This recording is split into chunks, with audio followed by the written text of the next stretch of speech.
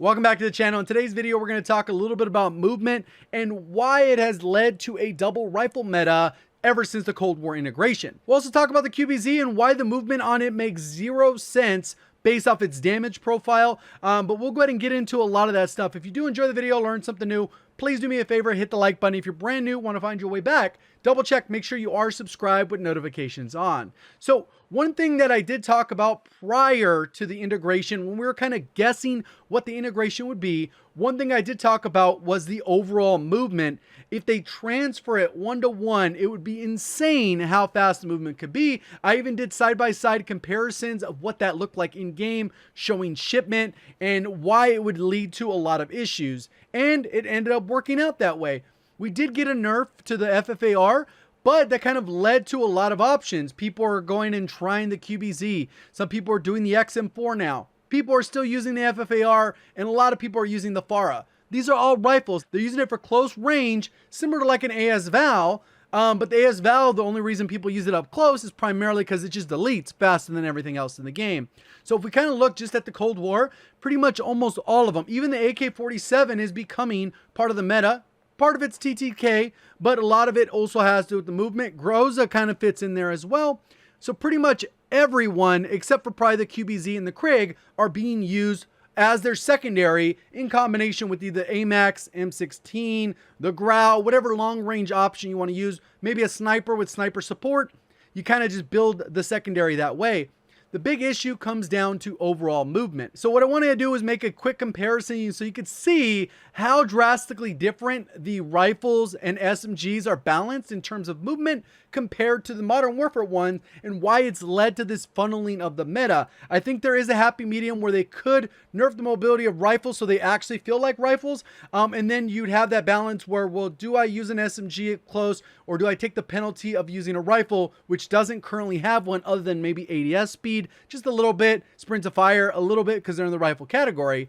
But let's say we take the RAM, we make it as fast strafing as possible.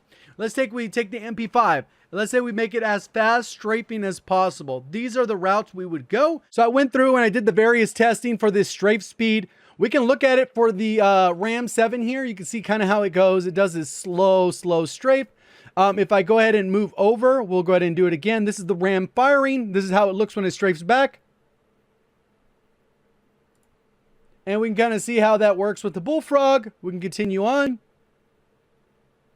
And this is building them all for maximum movement and strafe speed, not maximum sprinting, which is slightly different, but the movement is tied to strafe speed as well as sprinting speed. So I built them primarily for strafe speed and overall movement. You could get slightly faster if you geared the attachments towards sprint speed, but that would only be while you were sprinting. These ones apply to walking and strafing. So let's go ahead and continue on. So if we go to the Bullfrog firing, it goes significantly faster when you're firing, and that is one of the things that's built into a lot of these stocks, as well as different attachments, where if you're firing the weapon, you get additional firing strafe speed, and then you get ADS firing strafe speed. So it can be even faster if you are firing the weapon. And most of the time, if you're aimed down sight and you're in a gunfight close quarters, you are likely to be firing that weapon, right? So you're going to get this maximum movement speed.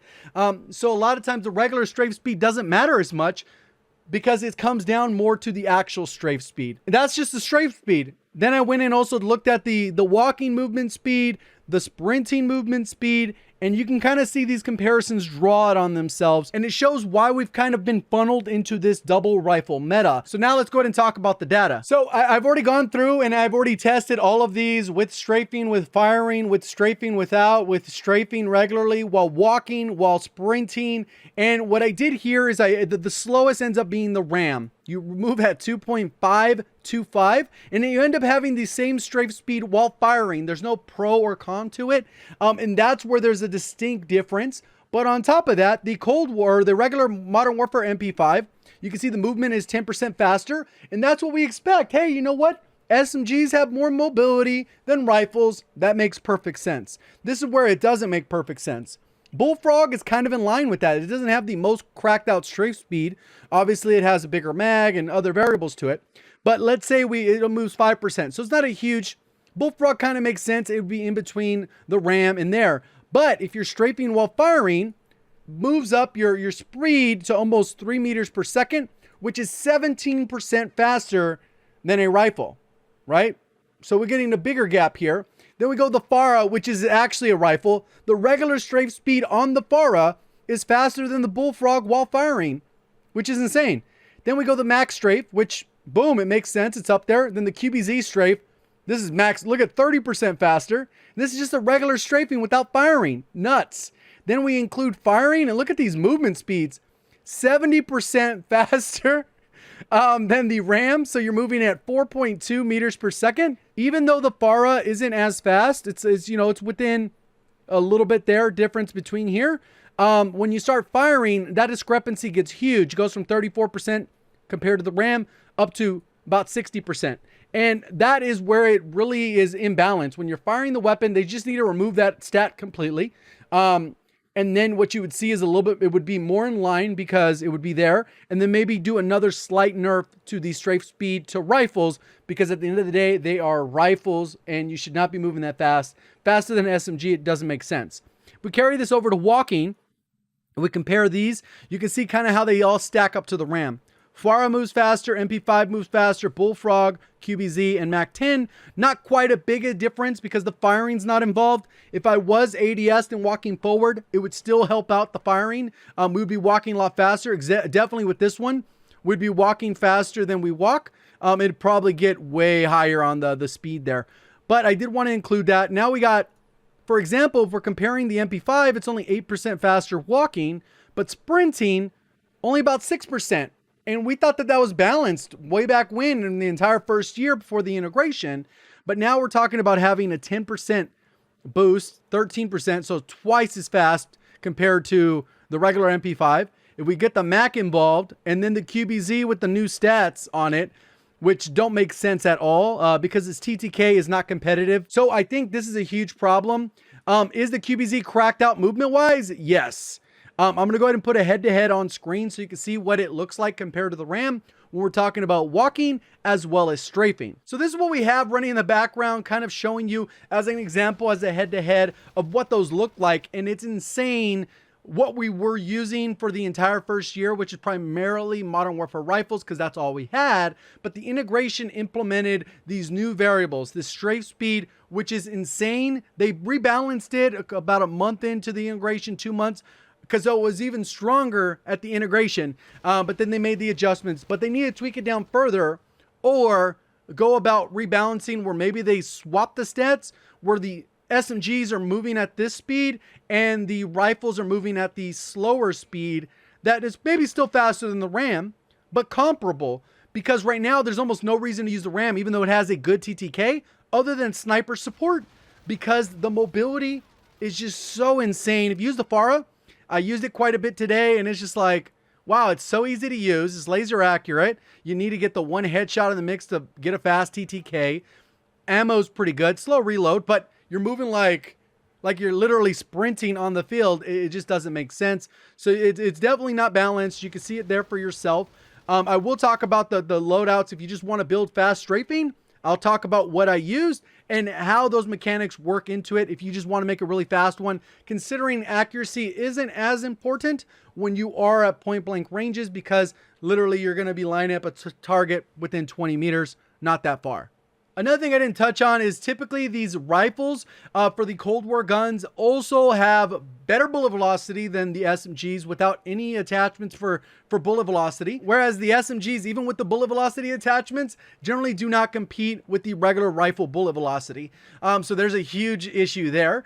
And then we also have the issue where the range is also significantly further than most SMGs. A lot of the SMGs damage drop-offs between around 10 to 15-ish meters. There are a couple exceptions, but most of the rifles are like 20 to 30 meters without any attachments. So that is the other discrepancy where it's not really, it's too big of an advantage that it kind of throws things out of whack. And that's why we're seeing this when you tack on the other stuff. So pretty much if you were just trying to get the best strafe speed, you go with the ultralight. It does have a little bit more mobility than the actual Spetsnaz RPK, which is kind of like the task force barrel, just a hair, because it pretty much has that pro with no other cons and no other benefits. So pretty straightforward there. You would omit having a muzzle. Underbarrel, you would actually go with the bruiser if you want better movement, which also helps sprinting movement speed, which also helps strafe speed. But if you just want sprinting speed overall, then you'd go with the patrol. So that's kind of how the movement works. Generally, you'd go with that. The laser, pretty much this one right here is kind of weird.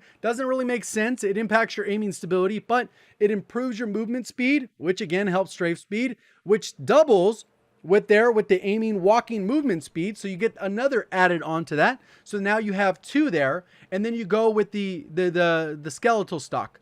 You could go with the Raider stock and you would actually move even faster while firing. So that could be even crazier and get a little bit better hip fire. But generally you go with the skeleton. It's a little bit more consistent and it helps your sprint to fire time. But you could technically get a little bit faster with the Raider stock while firing because it gets the double firing movement speed, which is in the hip fire, and while aimed down sight. And then you get the ADS fire movement speed.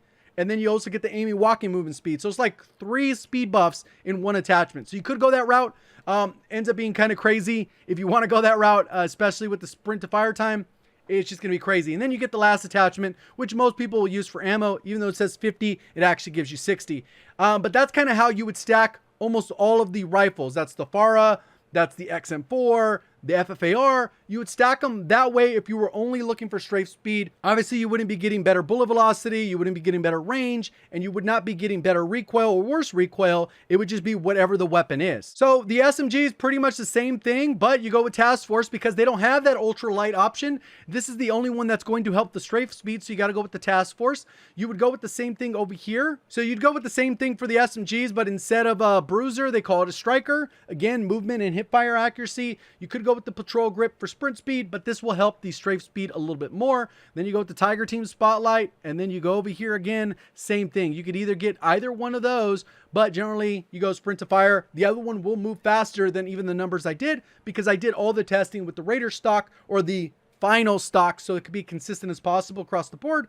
Otherwise, I would just do the same testing with all of them on the combat stock, and you'd have that example there. And then again, you just end up adding on the magazine. You are getting added bullet velocity and range with the Task Force at the cost of recoil. So there's not going to be anything to counter that since you're not running an underbarrel, but your strafe speed will be pretty insane based off the numbers that we looked at. Obviously, the Mac 10 has more mobility than the Bullfrog, and then the QBZ is kind of in a league of its own in terms of movement, but its TTK kind of sucks. So kind of got to take it that way. If you are trying to get around, move, strafing, it's just going to be a lot harder target to hit, as you can see from the gameplay when we had it side by side. So hopefully you guys did enjoy the video, learned something new. If you did, please do me a favor, hit the like button. If you're brand new, want to find your way back, just double check, make sure you are subscribed with notifications on. Do appreciate all the support on the content. Thank you for watching. As always, have a great day.